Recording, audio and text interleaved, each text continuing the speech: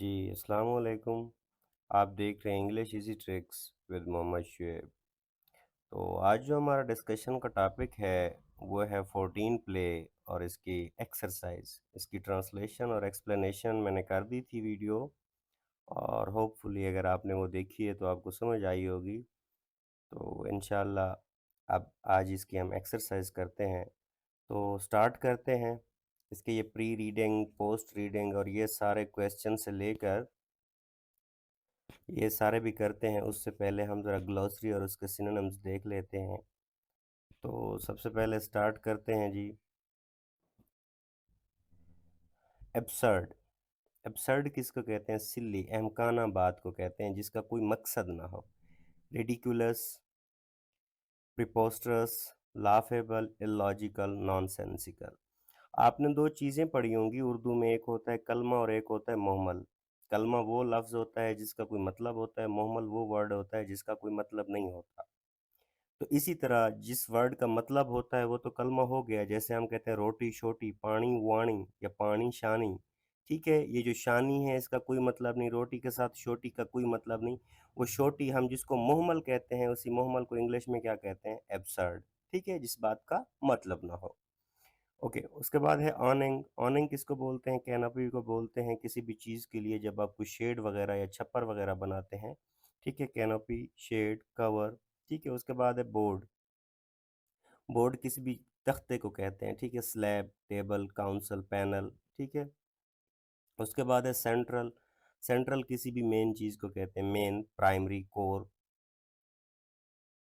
उसके बाद है कोर्साज। कोर्साज किसको बोलते हैं? फूलों के दस्ते वगैरह को जिसमें डिफरेंट कलर के फूल हों। Boutonniere, floral arrangement, brooch, floral decoration. ठीक है। ओके, उसके बाद क्या है? डेब्यूटेंट। डेब्यूटेंट किसको बोलते हैं? ये मैंने उधर भी एक्सप्लेन किया था। न्यू कमर, रूकी, नोवाइस। ये उसको बोलते हैं जो किसी पार्टी में पहली दफ़ा आ रहा हो। ठीक है। उसके बाद क्या है? फियास्को। फियास्को किसको कहते हैं? जो चीज़ बिल्कुल किसी काम की ना हो। Disaster, failure, catastrophe. जिलेटिन किसको बोलते हैं? ये जेली की तरह की कोई चीज़ होती है। ठीक है, gelatinous, jelly like, soft, pliable, flexible. उसके बाद क्या है? Mustard plaster. ठीक है, ये क्या होती है? ये मैंने उधर ही आपको बताया था कि ये एक ख़ास किस्म का एक पेस्ट होता है जिस जो वो बनाते हैं। मस्टर्ड किसको कहते हैं? सरसों। हाँ, हम मस्टर्ड को सरसों कहते हैं उर्दू में। ठीक। क्या है? पोल्टाइस, ड्रेसिंग, एप्लीकेशन, और इसका ये कंप्रेस ऑइंटमेंट भी बनता है। मतलब ये दवाई मुख्तलिफ चीज़ों के लिए इस्तेमाल होती है। उसके बाद है प्लेस कार्ड। प्लेस कार्ड की मैंने आपको पिक्चर भी दिखाई थी, अगर आपको याद हो उधर ही। अस्माल कार्ड। ठीक है, जो लोगों के बैठने के लिए इस्तेमाल होता है। आप अगर कभी किसी अच्छे रेस्टोरेंट में गए हों तो वहाँ पे अगर कोई टेबल पहले से रिजर्व हो तो उनके नाम की एक छोटी सी वो छोटा सा कार्ड पड़ा होता है, उसे टेबल कार्ड कहते हैं कि ये फलां बंदे के नाम की टेबल बुक है। उसे टेबल कार्ड, नेम कार्ड या विजिटिंग कार्ड कहते हैं। स्क्वैब। स्क्वैब किसको? स्मॉल पिजन, छोटा को। ये छोटे फाग जैसे हमारे बटेर वगैरह होते हैं, कभी आपने इनका अगर गोश्त खाया हो तो। Dove, pigeon, bird, foul. इस तरह है टेम्परामेंट। टेम्परामेंट किसको बोलते हैं? किसी भी मिजाज को बोलते हैं, कैरेक्टर को बोलते हैं। आप देखते हैं वो कहते हैं ना कि वो शॉर्ट टेम्परामेंट है, जो मतलब उस छोटी छोटी बातों पे उसका मूड स्विंग आ जाते हो। Personality, nature, disposition, character, mood. उसके बाद है ट्रांसम्यूटेबिलिटी। ट्रांसम्यूटेबिलिटी क्या होती है? एबिलिटी टू चेंज, कभी भी किसी चीज़ को चेंज होना। सबात एक तगैर को है ज़माने में। ठीक है, सकून मुहाल है कुदरत के कारखाने में।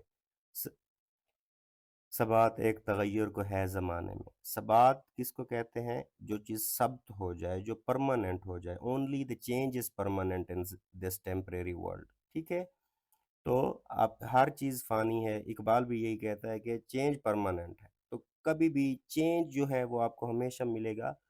ट्रांसम्यूटेबिलिटी बोलते हैं उसे, या ट्रांसफॉर्मेबिलिटी बोलते हैं, कन्वर्टेबिलिटी बोलते हैं, चेंजेबिलिटी बोलते हैं। ठीक है।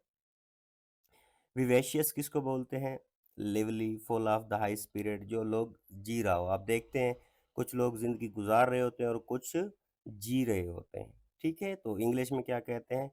Don't be afraid of death, be afraid of an unlived life. ठीक है? मौत से ना डरें बल्कि उस ज़िंदगी से डरें जो ना जिए जाने वाली गुज़ार रहे हैं आप। तो लिवली, वाइब्रेंट, एनर्जेटिक, डायनामिक और स्पिरिटेड। उसके बाद है विदल।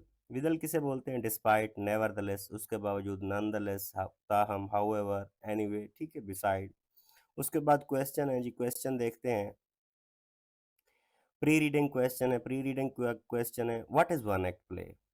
वन एक्ट प्ले क्या होता है इसके बारे में देखते हैं। One act play is a theatrical performance consisting a single act without intermissions. ठीक है, विदाउट इंटरमिशंस का क्या मतलब? इंटरमिशंस का क्या मतलब है? Break.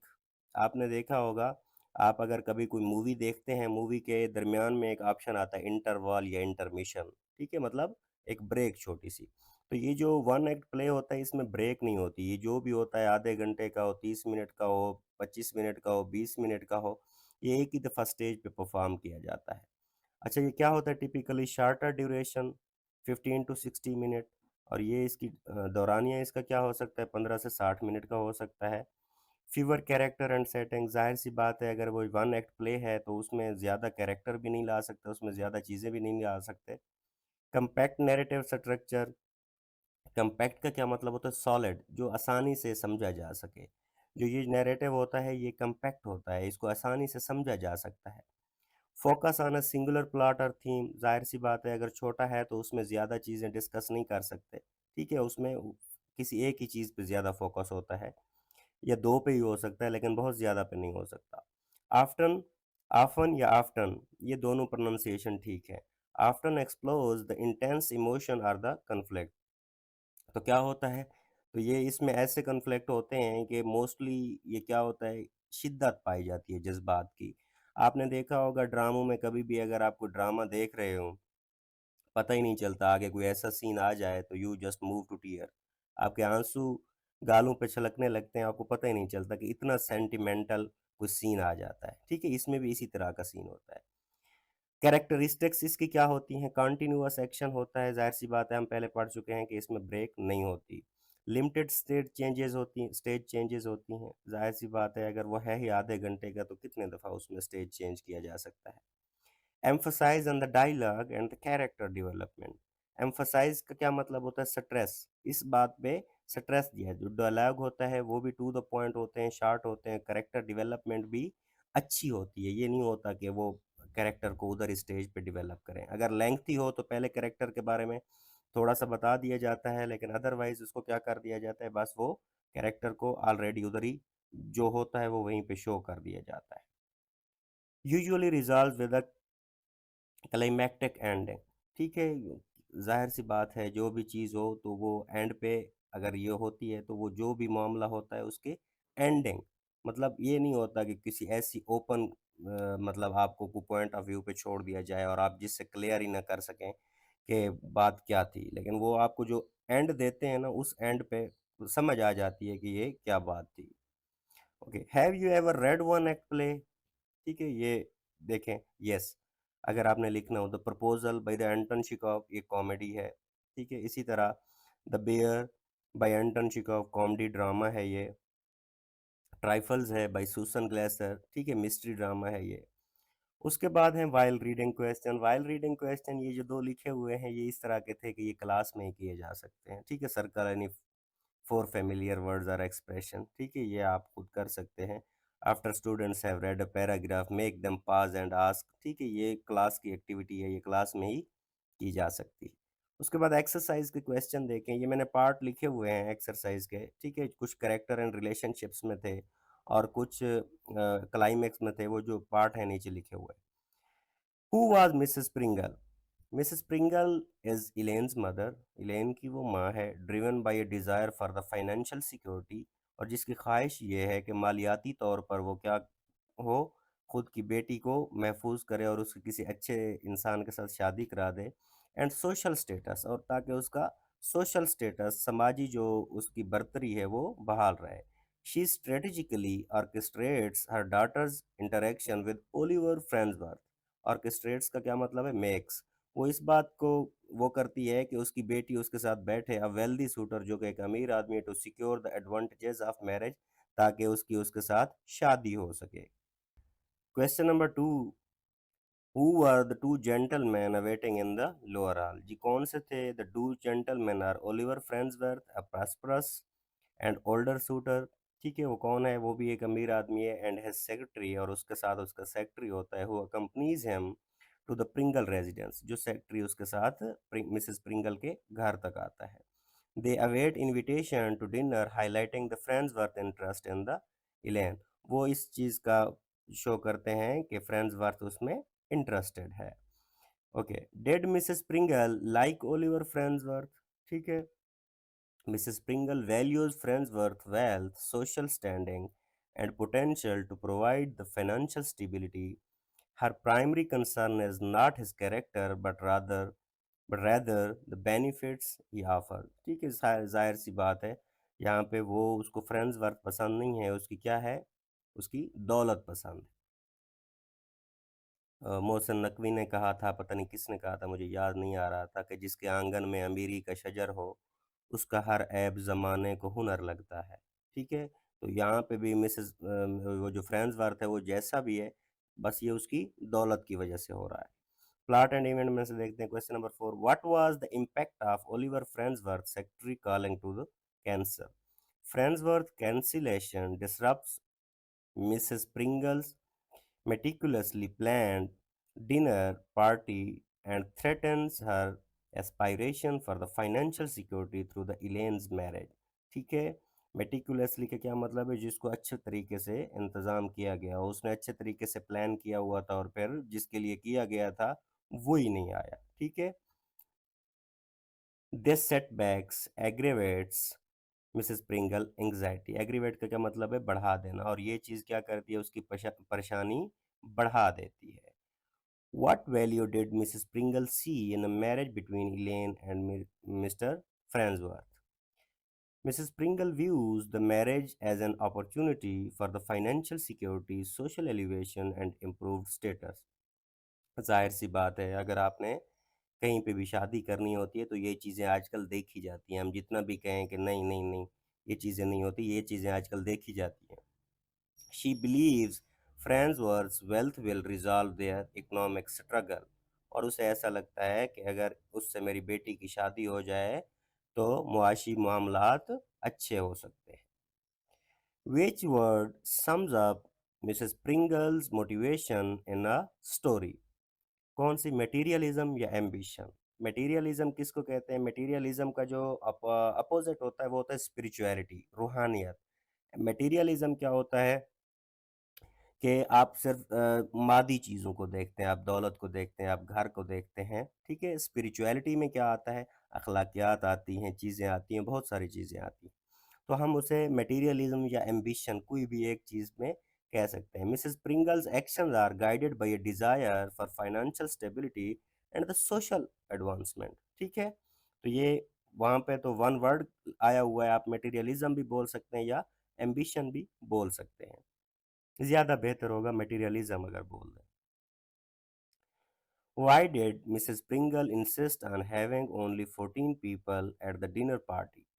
To maintain exclusivity, emphasize Elaine's importance, and create an intimate atmosphere conducive to Farnsworth's proposal। ठीक है, वो इतनी नज़ाकत से क्या करती है? बनाती है कि एक साइड पे 6 बंदे बैठे हों, दूसरी साइड पे 6 बंदे बैठे हों, और हेड ऑफ़ द फैमिली आमने सामने बैठे हों एक साइड पे, और दूसरे उसके आमने-सामने। ठीक है?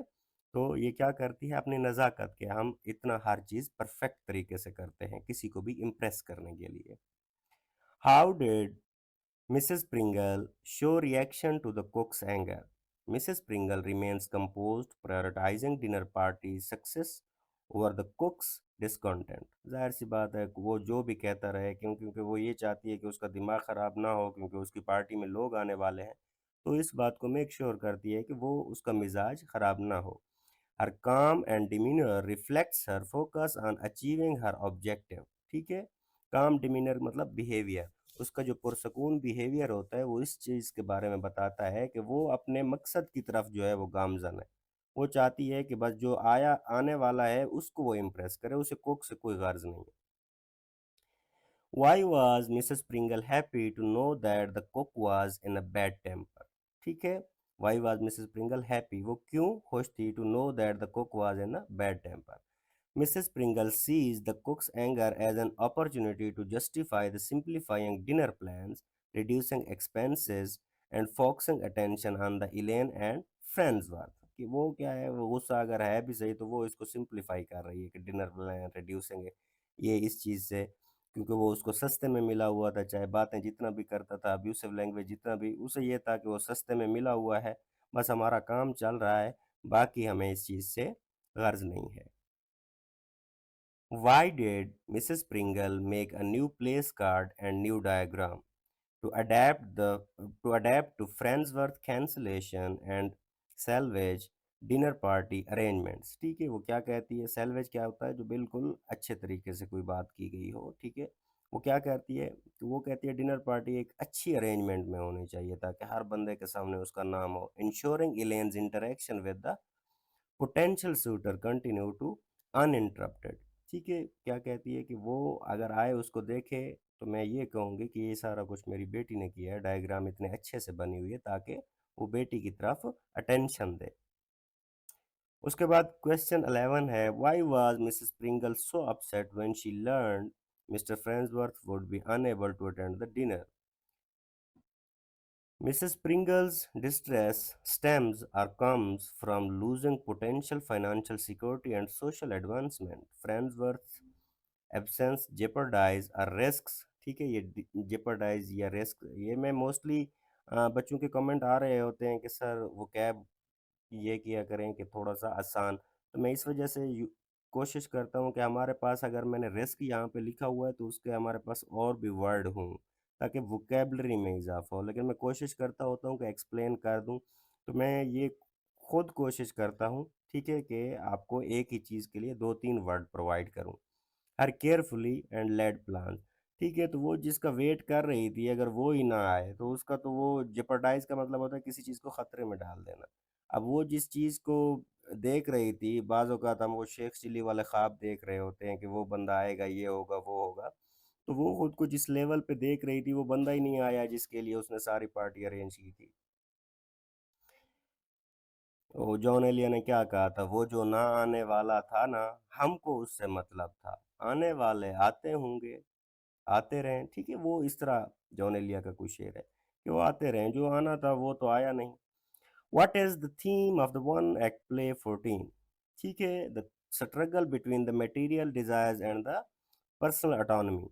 जाहिर सी बात है, इंसान जब मटेरियल की तरफ अट्रैक्ट, पर्सनल ऑटोनॉमी का क्या मतलब होता है, ऑटोमेटिक से निकला हुआ है कि जब आप खुद मुख्तार होना चाहते हैं, जब आपके पास डिज़ायर्स पूरी हो जाए और आपको लगता है आपके जहन में कोई भी चीज़ आए और वो पूरी हो जाए, तो आजकल ये कहा जाता है कि पैसे से वो पूरी हो सकती है।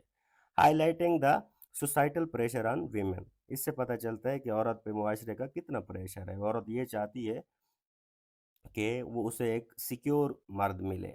इलेन navigates her own aspirations amidst her mother strategic manoeuvring. ठीक है, इलेन भी क्या करती है फिर इसी चीज़ को कि उसके वो भी जो चाहती है वो फिर आजकल हमें माननी पड़ती है। बहुत सारी चीज़ें ऐसी हैं कि हम अपने उस सर्कल से नहीं निकल सकते, क्योंकि हमारे कुछ बड़े इस वजह से बड़े होते हैं क्योंकि उनकी उम्र ज़्यादा होती है। चाहे वो कुछ तरह का गलत भी डिसीजन कर रहे हों, तो वो हम पे थोप दिया जाता है और वो हमें मोस्टली मानना होता है। Discuss the elements of the plot of the play. The one act play 14 by the Alice Gustenberg explores the elements of plot. अब क्या क्या है, एक्सपोजिशन उसमें क्या है, एक्सपोजिशन किसको कहते हैं, शुरुआत को कहते हैं। इंट्रोडक्शन टू द कैरेक्टर, ठीक है, उसमें पहले ये बताया गया है मिसेस प्रिंगल है, इलेन है, उसकी बेटी ओलिवर फ्रेंसवर्थ है जो एक मालदार आदमी है एंड हैज सेक्रेटरी। सेटिंग क्या है, द प्रिंगल रेजिडेंस है, उसका घर है, एम्फसाइजिंग द इकोनॉमिक स्ट्रगल, पैसे की सारी बागडोर है। और कॉन्फ्लिक्ट इस्टेब्लिशमेंट क्या है, Mrs Pringle desire for the financial security through Elaine's marriage, और वो बेटी की उससे शादी करवा के क्या चाहती है, फाइनेंशियल सिक्योरिटी चाहती है। राइजिंग एक्शन क्या है, जब कैसे कैरेक्टर बढ़ता है, डिनर पार्टी प्रिपरेशन है, इसकी तैयारी हो रही है, the Pringle strategic planning to showcase Elaine, ठीक है। अब वो क्या कर रही है कि वो चाहती है वो सारा कुछ हो रहा है और वो बेटी को उसको दिखाना चाहती है और मिलवाना चाहती है। Friendsworth interest, his secretary's arrival indicating the potential marriage, ठीक है। अच्छा, ये जो राइजिंग एक्शन होता है ज़रूरी नहीं होता एक होता है, ये किसी भी प्ले में बहुत सारी चीज़ें, बहुत सारे पॉइंट ऐसे हो सकते हैं जिनसे हमें लगता है कि यहाँ से एक नया इंटरेस्ट, जिसे जिसे हम ट्विस्ट कहते हैं, ठीक है, एक नया ट्विस्ट शुरू हो सकता है। तो वो जितने भी आए हुए हों ट्विस्ट इस तरह के, उनको हम राइजिंग एक्शन में लिख सकते हैं। इलेन्स रिलक्टेंस, वो क्यों हिचकिचाती है, वो क्यों कॉन्फिडेंस नहीं है करने में। Growing unease with her mother's plan, ठीक है, उसे इस बात से गुस्सा आता है, उसकी माँ इतना प्लान कर रही है और वो कहती है नहीं मैं तो इस पार्टी में नहीं आऊंगी, सारे यहाँ पे शादीशुदा है और मुझसे उम्र में बड़े हैं। कुक्स anger, tension and conflict escalation, ठीक है, ये भी हमें बताता है कि ये भी एक राइजिंग एक्शन है। फ्रेंड्सवर्थ कैंसलेशन, ठीक है, डिसरप्टिंग मिसेस प्रिंगल्स प्लान, और ये भी उसको ऐसा लगता है कि एक नया राइजिंग एक्शन है कि इसमें कितनी अजियत से वो गुजरेगी। क्लाइमेक्स क्या होता है जब किसी चीज की कोई पीक होती है, क्या है, कन्फ्रंटेशन है, इलेन्स अजर्ट इंडिपेंडेंस रिजेक्टिंग फ्रेंड्सवर्थ प्रपोजल, ठीक है। कन्फ्रंट्रेशन का क्या मतलब होता है, जब आप किसी की अपोजिट ओपिनियन रखते हैं आप किसी के, ठीक है, मतलब when you are having an opposite opinion, so you are confronting the person, ठीक है, उसकी वो क्या है कि वो कहती है नहीं मैं इंडिपेंडेंट रहना चाहती हूँ, मैं किसी से ये नहीं करना चाहती। Mrs Pringle's desperation exposed highlighting her motivation, ठीक है, उसको वो क्या चाहती है, वो बस उसकी मोटिवेशन क्या है, पैसा। उसके बाद फॉलोइंग एक्शन है कि कैसे हम उसकी तरफ जाते हैं, कैसे कहानी फिर थोड़ा-सा ट्विस्ट की तरफ, नीचे की तरफ आना शुरू होती है। Elaine's empowerment, self discovery and autonomy, उसके बाद वो कहती है नहीं मैं भी अपने फैसले कर सकती हूँ, अब मैं इससे शादी करूँगी। एंड पे अगर आपको याद होगा कि वो उसको माँ कहती है नहीं, नहीं you are not supposed to elope with her with him, ठीक है? तो वो आपको उसमें समझ आया होगा। Mrs Pringle realization limits of control, ठीक है, वो क्या है मिसेस प्रिंगल, अब वो भी कंट्रोल करने लगती है, जब एक नहीं आता, वो फ्रेंड्सवर्थ नहीं आता, तो वो प्रिंस ऑफ वेल्स के साथ वो कहती है नहीं नहीं अब ये ठीक है, ठीक है, अब उसकी लिमिट्स भी इधर उधर होने लगी। रेजोल्यूशन क्या होता है इसका, Elaine's decision prioritising the personal desire over material security, जाहिर सी बात है वो अपना जो डिसीजन होगा वही वो प्रेफर करेगी। न्यू बिगिनिंग क्या, इलेन जर्नी टुवर्ड द इंडिपेंडेंस, और वो क्या है, वो इंडिपेंडेंस की तरफ जाती है। अगर उसके थीम की बात करें, ये एक्स्ट्रा डिटेल मैंने दी हुई है, ठीक है, इसके बारे में ज़रा देख लें। अगर हम आइडेंटिटी फॉर्मेशन है, यहाँ के लोग क्या करते हैं, हम छोटे लोगों का हाथ पकड़ के साथ नहीं चलते, बल्कि हम बड़े लोगों के पाँव पकड़ के ऊपर बढ़ना चाहते हैं, ठीक है, ये इसका थीम है आइडेंटिटी फॉर्मेशन, ताकि हमारी शनाख्त बने मुआशरे में। ये आप लोगों की अंडरस्टैंडिंग के लिए मैंने लिखी हुई है। उसके बाद है सोशल क्लास प्रेशर। आजकल हम लोगों को कॉन्शियस ये है, आप देखें सोशल मीडिया एक ऐसा टूल है जिसने हमें सोशल नहीं रहने दिया। आजकल हम हमारे फॉलोअर तो लाखों हैं, लेकिन हम जब बिस्तर मर्ग पे होते हैं, अगर अस्पताल में पड़े हों, तो ब्लड की बोतल देने वाला कोई नहीं है, ठीक है? तो ये सोशल क्लास प्रेशर है। आजकल हम चीज़ें इम्प्रेस करने के लिए, हम वो चीज़ें खरीदते हैं जो हमें पसंद नहीं होती, उन लोगों को जलाने के लिए जो जो हमें पसंद नहीं है। अब देखिए, जो चीज़ें हमें पसंद नहीं है, हम वो खरीद रहे हैं उन लोगों को दिखाने के लिए जिन लोगों को हम पसंद नहीं करते। तो उन लोगों के लिए हमें कुछ करना चाहिए जो पसंद है, ना कि हम उन लोगों को ऐसे ही वो करें, जलाने के लिए ये काम करते रहें। इकोनॉमिक स्ट्रगल है, ज़ाहिर-सी बात है, आजकल पैसे की स्ट्रगल तो हर कोई कर रहा है। मदर डॉटर रिलेशनशिप है, इससे पता चलता है कि माँ और बेटी का रिलेशन कैसा है। मटेरियलिज्म वर्सेस पर्सनल ऑटोनॉमी है कि पैसा अगर आ भी जाए तो उसमें फिर इंसान की जो पर्सनल आज़ादी है, फ्रीडम है, वो कितना रह जाती है। ड्रामेटिक स्ट्रक्चर क्या है, लीनियर नैरेटिव है, सीधी-सीधी बात है, ठीक है, ज़्यादा कोई इधर-उधर बातें नहीं हुई, सिंगल सेटिंग है, रियलिस्टिक डायलॉग है, जितने भी डायलॉग हुए वो रियलिटी पे बेस्ड है, ऐसे नज़र आता है। Emphasize on the character interaction, ठीक है, इस बात पे जोर दिया गया है कि वो कैसे एक दूसरे से इंटरैक्ट करते हैं, ठीक है।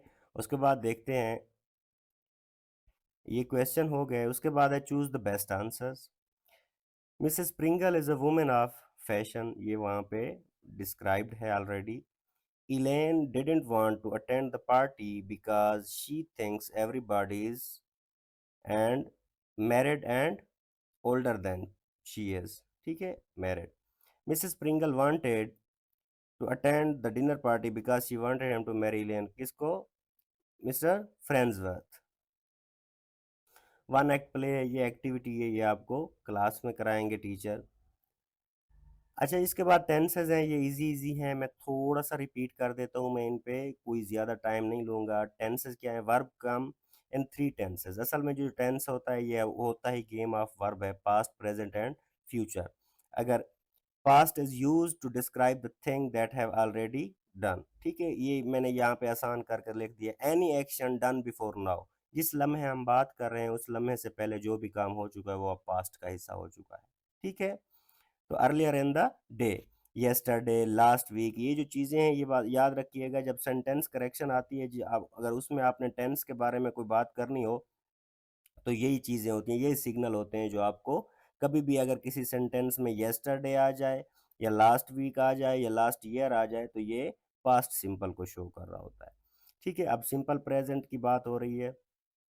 Simple present is the most basic way to say something in the present tense, ठीक है। Anything which is occurring or which is happening at the current moment, जो भी शादी अभी मैं इस लम्हे की अगर बात करूं तो आई एम प्रेजेंटिंग, ठीक है, ये प्रेजेंट है। I present on the daily basis, तो ये प्रेजेंट टेंस है। जो यूनिवर्सल ट्रूथ होते हैं, जो सिंपल फैक्ट्स होते हैं, जैसे हम कहते हैं कि sun rises in the east and sets in the west, ये जो होते हैं ये इसमें हम फैक्ट बताते हैं। टू यूज सिंपल प्रेजेंट, जो आपकी रूटीन होती है वो बताते हैं, ठीक है। I work at the mall, they eat waffles and breakfast every day, ये पास्ट सिंपल की बात हो रही है। इसमें मोस्टली साइंटिफिक और रूटीन, साइंटिफिक ट्रूथ और रूटीन बताई जाती है। उसके बाद प्रेजेंट कंटिन्यूअस है। प्रेजेंट कंटिन्यूअस को प्रेजेंट प्रोग्रेसिव टेंस भी हम कह सकते हैं। प्रेजेंट कंटिन्यूअस वो टेंस होता है जिस लम्हे आप बात कर रहे हैं उसी वक्त जो काम हो रहा है। अब मैं कहता हूँ I am presenting the side, I am lecturing the record, I am recording the lecture, ठीक है, sorry, I am recording the lecture. तो ये क्या है? प्रेजेंट कंटिन्यूअस या प्रेजेंट प्रोग्रेसिव टेंस है, ठीक है। इस लम्हे में क्या कर रहा, I am eating a cheese burger, the dogs are barking loudly, ये क्या है? प्रेजेंट कंटिन्यूअस है। प्रेजेंट परफेक्ट क्या होता है? जो भी काम अभी हम बात कर रहे हैं उससे पहले ही कंप्लीट हुआ है। तो क्या है present perfect? To share something that happened before but is still relevant or important now, ऐसी बात जो कि कंप्लीट भी हो चुकी है और अ, अभी उसकी हम जिक्र भी कर रहे हैं। To use it always place the auxiliary have, auxiliary किसको कहते हैं? हेल्पिंग वर्ब को कहते हैं। इससे पहले हम हैज या हैव लगाते हैं। हैज हम सिंगुलर के साथ लगाते हैं, हैव प्लूरल के साथ लगाते हैं, ठीक है। वी आएगा तो हैव आएगा, ही आएगा तो हैज आएगा। तो ये क्या है? ऑक्सिलरी है, हेल्पिंग वर्ब है, और इनके साथ हमेशा वर्ब की थर्ड फॉर्म यूज होती है। अब ये देखें, Ali has travel to Rome but she really wants to give a Venus, ठीक है। तो एक बात ये यहाँ पे मैंने लिखा हुआ है walk walked, write wrote written put put put. हाँ, ये कुछ इरेगुलर वर्ब होते हैं, कुछ रेगुलर वर्ब होते हैं। रेगुलर वर्ब वो होते हैं जिनका सेकंड थर्ड फॉर्म बनाने के लिए क्या यूज होता है? ईडी, वो रेगुलर होते हैं। ये एक पैटर्न बना दिया गया है कि जिनके बाद ईडी आता है वो क्या होता है? रेगुलर वर्ब होते हैं। अब इरेगुलर कौन से होते हैं? जिनका सेकंड थर्ड ये सारे डिफरेंट हों, ठीक है, ये ईडी वाले पैटर्न को फॉलो नहीं करते तो ये इरेगुलर है। अब इसमें एक सवाल पैदा होता है कि अगर ये रेगुलर हैं जो ईडी वाले को पैटर्न को फॉलो करते हैं सेकंड और थर्ड फॉर्म बनाने के लिए, और ये इरेगुलर हैं क्योंकि ये पैटर्न फॉलो नहीं करते, तो फिर ये पुट पुट पुट, लेट ये जिनकी एक जैसी वर्ब फॉर्म होती हैं कट कट कर, फिर ये किस कैटेगरी में फॉल करते हैं? तो हमेशा याद रखें कि ये भी किस में? इरेगुलर में फॉल करते हैं, क्योंकि ये भी प्रॉपर पैटर्न क्या है? ईडी वाला है, लिहाजा उसको फॉलो नहीं कर रहे हैं, तो ये भी किसको? इरेगुलर वर्ब को शो करते हैं। उसके बाद है present perfect continuous. Present perfect continuous में क्या होता है? इसमें टाइम इंडिकेशन, ठीक है, टाइम इंडिकेशन कि कोई काम कब से हो रहा है या कितने अरसे से हो रहा है। सेंस और फार का हम इस्तेमाल करते हैं। सेंस वहाँ पे इस्तेमाल होता है जहाँ पे हमारे पास किसी भी काम का स्टार्टिंग पॉइंट क्लियर हो, ठीक है। अगर स्टार्टिंग पॉइंट क्लियर ना हो तो अगर वैसे ही टाइम पीरियड दिया गया हो तो उसको हम क्या कह देते हैं? फार इस्तेमाल करते हैं। अब यहाँ पे देखें, they have been living in that house since 2006। अब ये स्टार्टिंग पीरियड दिया गया है तो सिंस आ गया है।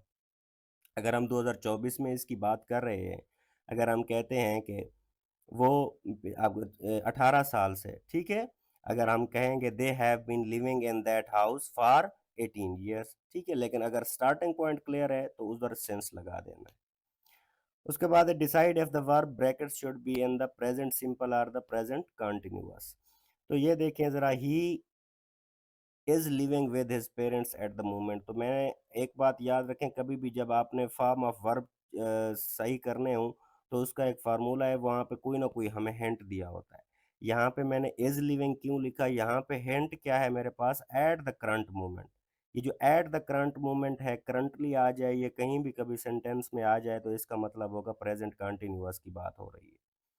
Some areas of Italy are becoming drier, ठीक है, some areas of Italy become drier, are becoming, ठीक है, ये भी करंट की बात हो रही है। People live longer if they live healthy life, ये आपको कंडीशनल अगर आते होंगे तो ये क्या है, कंडीशनल है, ठीक है, जीरो कंडीशनल है, प्रेजेंट प्रेजेंट के साथ फॉलो हो रहा है। People live longer if they live healthy life. This month they are working on a new project, ये कंटिन्यूअस की बात हो रही है। दिस मंथ, ठीक है, ये भी करंट मोमेंट की बात हो रही है। अब देखें यहाँ पे था एट द मोमेंट और दिस मंथ, दिस मंथ का क्या मतलब है कि इसी मंथ, ये भी करंट मोमेंट की ही अगर देखा जाए तो बात हो रही है। अगर मैं यहीं पे करंटली लिख देता हूँ, करंटली भी क्या आएगा, दे आर वर्किंग। उसके बाद है put the verbs into the correct form, the present present perfect simple, present perfect simple, बहरहाल, ठीक है। ये क्या है, he writes 5 letter, he has written 5 letters, perfect की बात करें तो she not see him for a long time, she has not seen him for a long time, ठीक है, present perfect simple. Present perfect tense आएगा, फिर ये पता नहीं इसने सिंपल क्यों लिख दिया है, ठीक है। Be you at school, have you been at school, ठीक है, अगर हम परफेक्ट की बात कर रहे हैं तो उसमें पहले हैज हैव आता है, उसके बाद उसकी थर्ड फॉर्म आएगी तो बी की क्या आती है, बीन आती है। We buy a new lamp, we have bought a new lamp, we have bought a new lamp, okay। उसके बाद है put the verb into the correct form of present perfect continuous। अब it has been slowing, अगर perfect continuous की बात हो तो उसमें हम बीन ऐड करते हैं। I am tired because I have been working out, ठीक है, इधर ये आएगा। Julie has been living in the Italy since में हैज़ बीन आएगा, बाकी सारे ये जो दिए हुए हैं ये स्ट्रक्चर ही इनका गलत है।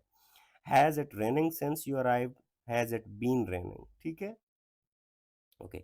उसके बाद देखते हैं जरा, ये use the given phrasal verbs in the sentences. Run over है जी, रन ओवर का क्या मतलब होता है, कुचल देना, और इसका अगर हम सेंटेंस देखते हैं, the car rain over the pedestrian, जो पैदल बंदे चल रहे थे कार ने उनको कुचल दिया। उसके बाद है रन थ्रू, रन थ्रू किसको कहते हैं, धक्का देना या किसी का किसी चीज़ को गुजारना। Let's run through the presentation before the meeting, ठीक है, पहले उसको एक दफ़ा पढ़ लेते हैं, मतलब गुजार लेते हैं, एक दफ़ा एक झलक देख लेते हैं, या इसका मीनिंग धक्का देना भी होता है।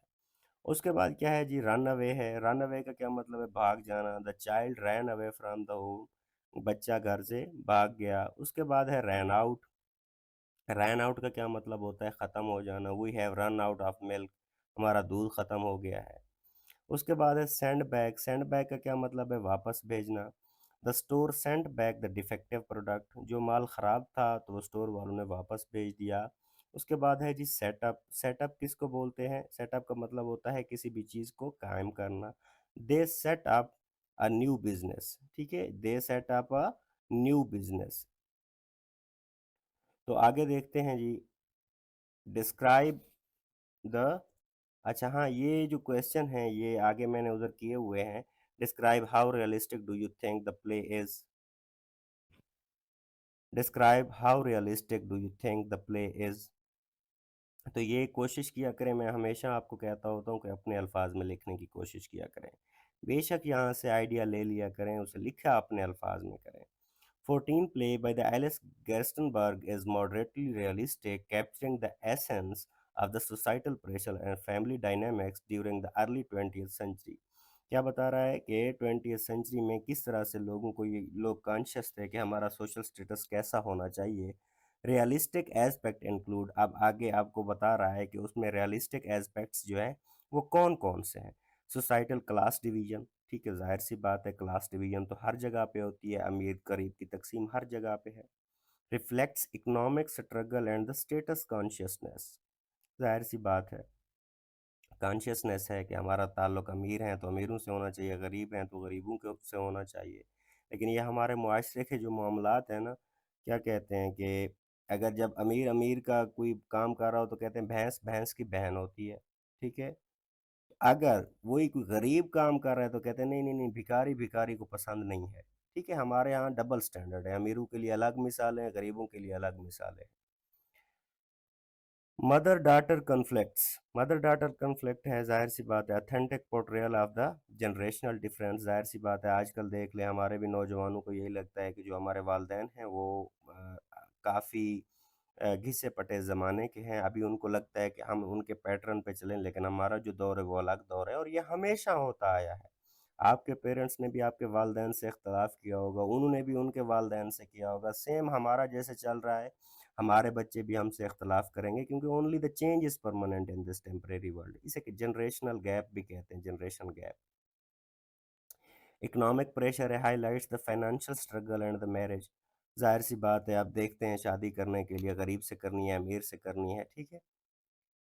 Character development, Elaine's growth and assertion of the independent, जाहिर सी बात है जब आपके पास इधर उधर से ऑप्शन आना शुरू हो जाएं तो फिर आप खुद भी सोचना शुरू कर देते हैं कि मुझे क्या चाहिए। पहले एक होता था जो अरेंज मैरिज होती थी, आप देख लें अगर आपके आप में से किसी के कल्चर में होती थी, लेकिन आजकल क्या हो रहा है कि मोस्टली ऐसा होता है कि बच्चों से उनकी पसंद पूछी जाती है।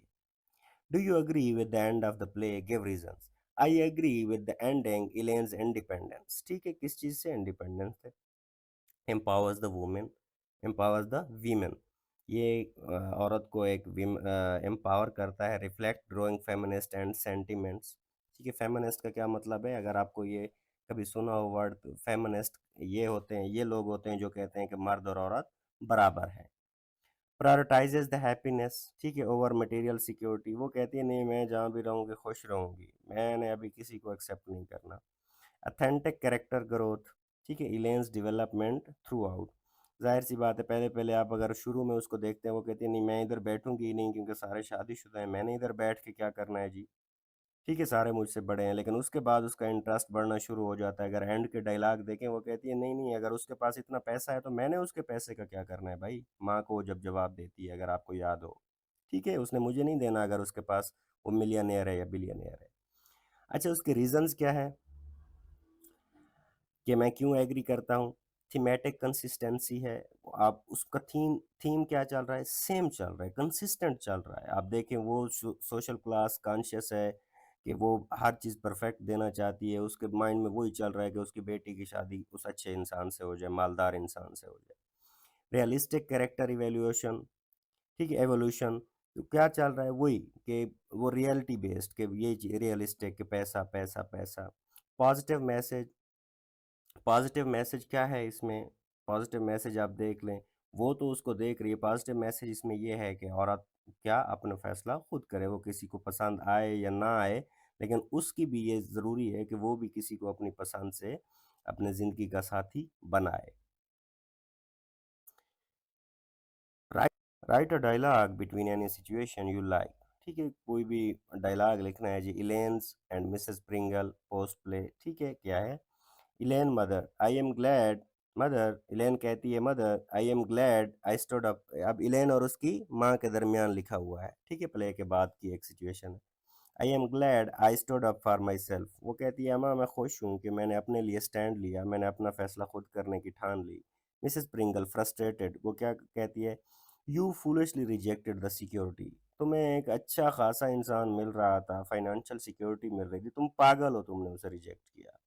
इलेन कहती है security is not everything, happiness matters, वो कहती है नहीं अम्मा जी आपके लिए पैसा बहुत कुछ होगा लेकिन मेरे लिए हैप्पीनेस मैटर्स करती है, ठीक है। मिसेस प्रिंगल सॉफ्टनिंग, और फिर वो क्या कहती है, perhaps I prioritize the wrong, फिर वो कहती है हाँ ठीक है ऐसा हो सकता है, ठीक है, मैंने कुछ अच्छा, ये याद रखें कि जब आपको चीज़ें यहाँ पे एफएससी के लेवल पे या इंटर के लेवल पे दी जाती हैं, चीज़ें थोड़ी-सी शॉर्ट करके दी जाती हैं। लेकिन ये जो क्वेश्चन है मैंने कोशिश किया है कि मैं क्लियर करके लिखूँ।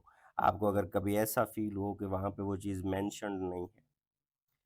इलेन क्या कहती है? Well we will manage mother. हाँ, ठीक है, ये हम कर लेंगे। ये एक छोटा-सा डायलॉग था, मैंने लिख दिया। अब आपकी मर्ज़ी है, आप कुछ भी लिखना चाहें, ठीक है? Okay, some humour can be derived from a play, describe the humour in this play. ठीक है, तो कहता है कि कोई ना कोई मज़ाहिया बात कहीं न कहीं से निकल ही आती है, आप भी इसी तरह की कोई चीज़ बताएँ।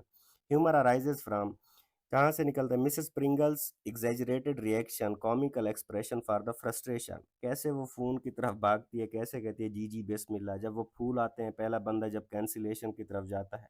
ठीक है, यहाँ पे भी हँसी आती है कि वो उसका शुक्रिया भी अदा कर रही है और कहती है लेकिन मुझे ये चीज़ पसंद नहीं है। ठीक है, ये इस पे भी हँसी आती है इंसान को। द कुक्स सेसीनेस, सेसीनेस कहते हैं कि जब कोई चीज़ ऐसी कोई बिहेवियर जो बहुत मुश्किल हालात में भी कोई अजीब-सा नमूना-सा बिहेवियर आ जाए। Light hearted moment amidst the tension, ठीक है? वो जो भी मामलात हो रहे होते हैं इतनी ज़्यादा, वो उसकी फिर भी वो कहती है कि ये जितना भी गालियाँ देता है या जितना भी कस्में खाता है, ठीक है? ये भी एक उसमें से एक हँसी आती है इस बात पे भी। फ्रेंड्स वर सेक्रेटरी ऑकवर्डनेस, ठीक है, अम्यूजिंग इंटरेक्शन, वो जो उसका सेक्रेटरी होता है वो भी अजीब तरीके से, ठीक है। विटी रिपार्टी, विटी किसको कहते हैं? Banter between Elaine's and Mrs Pringle. Witty कहते हैं दानिशमंदी को, रिकॉग्निशन को, ठीक है, अक्लमंदी को। Witty repartee, banter between the Allen, के डिफरेंस उनमें कैसे आता है? वो पैसे को प्रेफर कर रही होती है और उसकी बेटी किसको? हैप्पीनेस को प्रेफर कर रही होती है। Satire and irony add comedic undertones critiquing societal norms, कि ये सारी चीज़ें सैटायर तंज को कहते हैं, आयरनी कहते हैं कि हम कह कुछ रहे होते हैं, हमारा मतलब कुछ होता है, ठीक है। उसके बाद है you have read the play, now make a connection between the characters, events, motives and causes of conflict in the text across the culture। Connection between the character event and motives and conflicts क्या है? Universal theme है इसमें। Mother daughter conflicts है, ये हर घर का आज मसला है। यूनिवर्सल किसको कहते हैं? जो तकरीबन पूरी दुनिया पे अप्लाई किया जा सके। तो ये हमेशा से होता आ रहा है, शायद होता भी रहे, ठीक है। ये यूनिवर्सल थीम है, mother daughter conflict. Economic pressure, आप देख लें, आप जितना भी हिस्ट्री पढ़ें, ये जो इकोनॉमिक कन्फ्लिक्ट है, ये इकोनॉमिक प्रेशर कमाने का, इंटर के बाद या बैचलर के बाद या आपको ये रहता है। जब तक ये इकोनॉमिक प्रेशर रहता है तो बाकी प्रेशर भी सारे प्रेशर से भी ज़्यादा लगते हैं। आइडेंटिटी फॉर्मेशन है, आप जितना भी स्ट्रगल कर रहे होते हैं तो आइडेंटिटी आप कहते हैं कि मेरी एक शनाख्त होनी चाहिए, ठीक है। मटेरियलिज्म वर्सेस पर्सनल ऑटोनॉमी है, ठीक है, कि पर्सनल ऑटोनॉमी और मटेरियलिज्म क्या है कि चीज़ों को प्रेफर करना। पर्सनल ऑटोनॉमी क्या है? मटेरियलिज्म ये है कि जितना ज़्यादा आप चीज़ों में इन्वॉल्व होते जाते हैं उतना ही आप कैदी बनते जाते हैं, ठीक है। हमने सोशल मीडिया को एक्सेप्ट किया और हम उसके कितने कैदी हो गए, ठीक है। और इसी तरह पर्सनल ऑटोनॉमी ये फ्रीडम का नाम है। अगर कल्चरल सिग्निफिकेंस की बात की जाए, reflects the early 20th century American societal norm.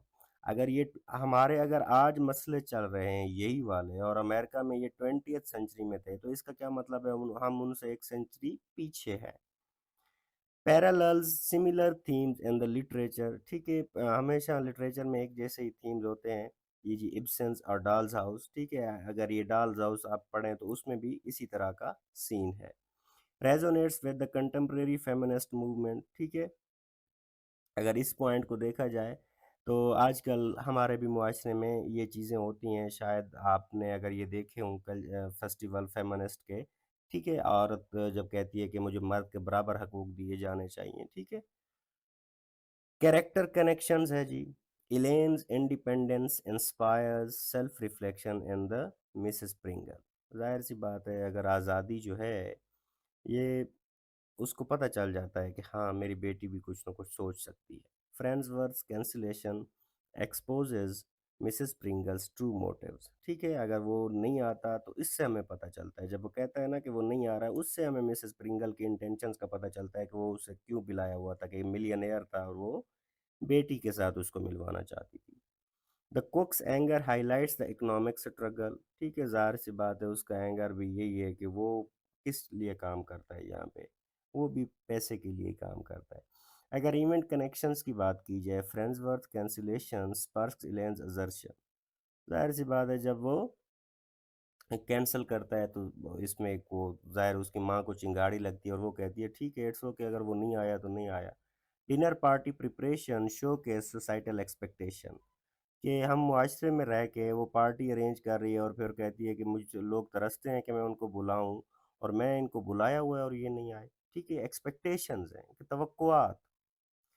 इलेन्स growth कल्मिनेट्स in her independence, जाहिर सी बात है जब तक आप पे रिस्पॉन्सिबिलिटी नहीं आती। एक केस स्टडी है, अगर फॉर एग्जांपल अंडा टूट रहा हो और अंडे के टूटने से उसमें से बच्चा निकल रहा हो और वो जैसे ही बच्चा निकल रहा हो, अगर कोई शख्स ये देखे कि अंडा थोड़ा सा टूटा हुआ है और मैं इसको पूरा तोड़ दूं, बच्चे को बाहर निकाल लूं, तो वो बच्चा जो होता है वो सारी ज़िंदगी माज़ूर रहता है। वो जो चूज़ा होता है, वो जो अंडे से निकल रहा होता है, वो क्यों रहता है? क्योंकि ये एक नेचुरल प्रोसेस है। जब वो अपने परों से उस खौल को तोड़ रहा होता है, तो नेचर उसके परों को मज़बूत कर रही होती है। अगर आप कोई उसका वो खौल तोड़ दे अंडे का और उस बच्चे को बाहर निकाल दे, तो उसके परों में वो मज़बूती ही नहीं आती। वो एक नॉर्मल परिंदे की तरह उड़ ही नहीं सकता। ठीक है? तो इसीलिए बजाय इसके कि हर किसी को स्पून फीड किया जाए, तो इससे अच्छा है कि उस पे रिस्पॉन्सिबिलिटी डाली जाए ताकि वो बातें सीखे, वो खुद कुछ ना कुछ करे। हमारे भी मुआशरे का अलमिया यही है कि हम क्या कहते हैं दोस्त को, "आ जाओ जी मैंने शिकार किया है, मैंने मछली पकड़ी है, खाते हैं।" नहीं, मैं कहता हूँ दोस्त को कुंडी या कांटा डालना सिखाओ कि मछली पकड़नी कैसे है, कि ज़िंदगी गुज़ारनी कैसे है, क्योंकि आप हर जगह पे दोस्त के साथ नहीं रह सकते। ठीक है? तो हमेशा किसी को भी अगर आपने टाइम देना है तो उसको कोई ना कोई स्किल दें, उसे सिंसियर टाइम दें। तो इसी तरह इलेन्स ग्रोथ कल्मिनेट्स इन हर इंडिपेंडेंस, जब वो आप आज़ाद होते हैं तभी आप आज़ाद ख़्याली लेके आ सकते हैं। These connection highlight the place timeless themes and universally, अगर ये थीम देखे जाएँ तो पता चलता है कि आज भी ये थीम सारे क्या हैं, एप्लीकेबल हैं। तो आगे है जी मिसप्लेस्ड मॉडिफायर्स है। ठीक है, मिसप्लेस्ड मॉडिफायर्स क्या होते हैं? ये जो चीज़ें होती हैं एक वर्ड दूसरे के साथ लगा दिया जाता है जिससे हमें उसका मीनिंग क्लियर नहीं होता। अब आगे देखें, when modifiers adjective and adverb are out, इसका मतलब क्या हुआ कि मॉडिफायर्स किसको कहते हैं, एडजेक्टिव या एडवर्ब को कहते हैं। Are out of place, too far away from the word they modify, the sentence will be awkward or confusing. वो क्या हो जाता है, वो confusing हो जाता है। इसकी मैं आपको आगे एग्जांपल देता हूँ। Misplaced modifiers may be single word phrase or class, क्या हो सकते हैं वो, सिंगल वर्ड भी हो सकते हैं, फ्रेज भी हो सकते हैं और क्लास भी हो सकते हैं। Study the following example. अब देखें, the following words are often misplaced, almost, only, just, even, hardly, not, nearly, merely. ठीक है, आप देखें आगे एग्जांपल मैं आपको उर्दू की भी देता हूँ। Most often these word are placed in front of the word they modify. अब देखें मिसप्लेस्ड क्या है, my sister only has two children. अब माई सिस्टर ओनली अगर हमने लिख दिया है, ठीक है, माई सिस्टर ओनली, इसका मतलब है मेरी जो बहन है वो एक है। ठीक है, माई सिस्टर ओनली क्या है, माई के एक इकलौती बहन। लेकिन अब करेक्ट देखें, my sister has only two children. अगर हम ओनली टू चिल्ड्रन की बात करते हैं तो ये किसकी बात हो रही है, ये दो बच्चों की बात हो रही है। लेकिन ये ओनली जहाँ पे जो लगा हुआ है इसका मतलब है कि वो सिस्टर इकलौती है। अब ये मैं इधर एग्जांपल अगर हम देखते हैं, फॉर एग्जांपल ये देखें, इसको हम देखते हैं। मैंने एक सेंटेंस लिखा हुआ है, रोको मत जाने दो। अब ये इस तरह तो मैंने लिख दिया है, इसमें आपको क्लियर इसके मीनिंग नहीं समझ आ रहा है। अब इसी चीज़ पे मैंने कॉमा डाल दिया है, इसके डिफरेंट मीनिंग। रोको मत जाने दो, अब मीनिंग क्लियर हो गया है कि उसे रोको, उसे जाने नहीं देना। अब अगर यही कॉमा मैंने आगे लगा दिया, रोको मत जाने दो, यहाँ पे देखें इस जुमले का पूरा मतलब ही बदल गया। यहाँ पे तो मैंने कॉमा यूज किया है ना, तो यहाँ पे ये मॉडिफायर्स भी इसी तरह होते हैं। अगर ये माई सिस्टर ओनली की बात हो रही है तो इसका मतलब है उसकी बहन इकलौती है। अगर इधर आया ओनली टू चिल्ड्रन तो दो बच्चों की बात हो रही है। इसी तरह here is an example of the misplaced phrase. अब देखें, the little girl screamed at the library at her mother. ठीक है, द लिटिल गर्ल, अब देखें आगे देखें, एट द लाइब्रेरी। अब ये little girl screamed at the library, अब ये ऐसा नहीं हो सकता कि वो लाइब्रेरी पे चिल्लाई। वो किस पे चिल्लाई है? अपनी माँ पे। इस वजह से एक उन्होंने फ्रेज पहले लिख दिया एट द लाइब्रेरी, कि लाइब्रेरी की लोकेशन है। The little girl screamed eight her mother, कि वो अपनी माँ पे चिल्लाई। ठीक है, तो ये इस तरह से इसे क्या करना पड़ता है? डिफ्रेंशिएट करना पड़ता है। देखते हैं, here is an example of misplaced clause. अब ये जो क्लास है ये मिसप्लेस्ड किया गया है, इसको देखते हैं। I held the ticket tightly in my hand that my friend gave me. अब इसी के बरक्स दूसरे को देखते हैं, I held the ticket that my friend gave me tightly in my hand. अब इस सेंटेंस को अगर देखें, I held the ticket tightly in my hand, अब ये कोई पता नहीं है हाथ में क्या पकड़ा है। अब ये जो है दैट माय फ्रेंड गेव, ये क्या है? एडजेक्टिव क्लास है। ये क्या है? ये है एडजेक्टिव क्लास। और एडजेक्टिव क्लास, एडजेक्टिव क्या होता है? जो नाउन के बारे में बताता है। अगर ये टिकट की बात हो रही है तो ये मिस प्लेस है, दैट माय फ्रेंड गेव। ठीक है, I held the ticket tightly in my hand.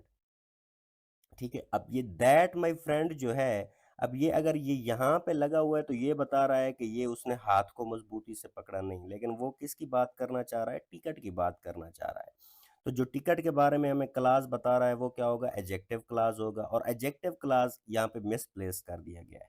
अब यहाँ पे देखें, I held the ticket that my friend gave me. अगर हम इसकी बात करें तो ये जो दैट गेव मी आया हुआ है, दैट गेव मी अगर आया हुआ है तो ये क्या है हमारे पास? एडजेक्टिव क्लास है। और एडजेक्टिव क्लास टिकट के बारे में बता रहा है, टिकट नाउन है, तो ये यहाँ पे ठीक है, ऊपर क्या है? मिसप्लेस कर दिया गया है। अगर आप इन पे फोकस करें तो ये छोटी छोटी चीज़ें हैं जो आपको सेकेंड ईयर में सेंटेंस करेक्शन में भी बहुत ज़्यादा हेल्प देंगी। अब इसमें हम देखते हैं जी, Maria only attended school half of the time. अब बी को देखें, Maria attended school only half of the time. अब मारिया ओनली का क्या मतलब हो जाएगा? कि इकलौती मारिया, लेकिन हम यहाँ पे इकलौती मारिया तो नहीं कहना चाह रहे। Maria attended school only half of the time, अब उसने स्कूल को क्या किया? अब ज़रूरी नहीं है कि वो इकलौती मारिया है, लेकिन उस हम जिसकी बात करना चाह रहे हैं हमने उसके साथ लगाना है। अब देखें, let me caution you to for every second keep you eyes on your own paper. ठीक है, अब आगे देखें, let me caution you to keep. अब ये caution यू टू फॉर यहाँ पे क्लियर नहीं हो रहा, टू भी आया है, फार भी आया है, यहाँ पे क्लियर नहीं हो रहा। यहाँ पे क्या हो रहा है? Let me caution you to keep your eyes, मुझे ये बताने दो, on your own paper for every second, कि हर सेकंड के लिए अपनी बातें, अपनी आंखें अपने पेपर पे रखो। ऊपर वाले में देखें, let me caution you to for every second. ठीक है, अब कहती है कि मैं हर लम्हे तुम्हें ये कह रही हूँ, यहाँ का मतलब ये हो जाएगा नहीं, लेकिन वो कहना क्या चाह रही है? कि मैं तुम्हें ये कहना चाहती हूँ कि हर लम्हे तुम्हारी जो नज़र है वो अपने पेपर पे होना चाहिए। तो ये क्या होगा? इसका बी ठीक होगा। अब आगे देखें, with a little practice you will be able to run nearly as fast as Carl Lewis. इसमें पहला ठीक है, कैसे ठीक है इसका ऑपरेट करते हैं। With a little practice you will nearly be able to run as fast as Carl Lewis. अब यहाँ पे देखें, ये जो नियरली है ये क्या है? एडवर्ब है। जब एल वाई आता है तो मोस्टली वो किस चीज़ के बाद आता है? वो एडवर्ब के बाद आता है। रन हमारे पास क्या है? वर्ब है। हम पढ़ क्या रहे हैं? जो मॉडिफायर मिसप्लेस होते हैं, वो कैसे मिसप्लेस होते हैं? देखिए, रन के बाद तो अगर वर्ब के बाद एडवर्ब आए तो इसका मतलब है वो ठीक है, लेकिन यहाँ पे देखिए नियरली किसके साथ आया है? हेल्पिंग वर्ब के बाद आया है। अब ये विल है और ये क्या है? नियरली आ गया है। तो लिहाजा ये टेक्निकली किस चीज़ के साथ आना चाहिए? ये रन के बाद आना चाहिए। तो हमारा कौन सा ठीक है? ए वाला ठीक है। ठीक है, उसके बाद टेंस देखते हैं। From our seats high in the stadium we watch the parachutists float to earth. Second है जी, वी वॉच द पैराशूटिस्ट। अब ये देखें, ये जो पहले लिखा हुआ है from our seats high in the stadium, जो पहली चीज़ होती है उस पर फोकस होता है। यहाँ पे फोकस किस चीज़ पे है? लोकेशन पे है, कि वो अपनी सीट्स के बारे में बता रहे हैं। From our seats high in the stadium we watch the parachutist float to earth. अब आगे वाले में देखें, we watched the parachutist float to earth from our seats high in the sky. यहाँ पे जो फोकस है वो किस पे है? एक्शन पे है। वहाँ पे क्या है? लोकेशन पे है। यहाँ पे ये देखें, पहले में क्या बता दिया गया है? ये लोकेशन है। अब यहाँ पे देखें जो सेकंड है, इसमें एक्शन की बात हो रही है। तो हमने यहाँ पे एक्शन को जस्टिफाई करना है कि वो क्या देख रहे थे, वो अपनी सीट की तारीफ नहीं कर रहे, वो उस एक्शन की तारीफ कर रहे हैं जो वो कर रहे थे। तो होपफुली ये चीज़ें मैंने आपके लिए आसान की होंगी, और ये टेक्निकल चीज़ें हैं, होपफुली मैंने आसान की होंगी। ये जो लास्ट पे सेंटेंस है, अगर मैं नहीं कर सका तो मुझे कमेंट कीजिएगा, इस पे मैं मज़ीद वीडियो बनाऊँगा, मज़ीद 10, 15, 20 एग्ज़ाम्पल के साथ बनाऊँगा। अगर आपने चैनल को सब्सक्राइब नहीं किया, मज़ीद वीडियो को किस तरह से इम्प्रूव किया जा सकता है, उसकी सजेशन के लिए you are always more than welcome. Thank you so much.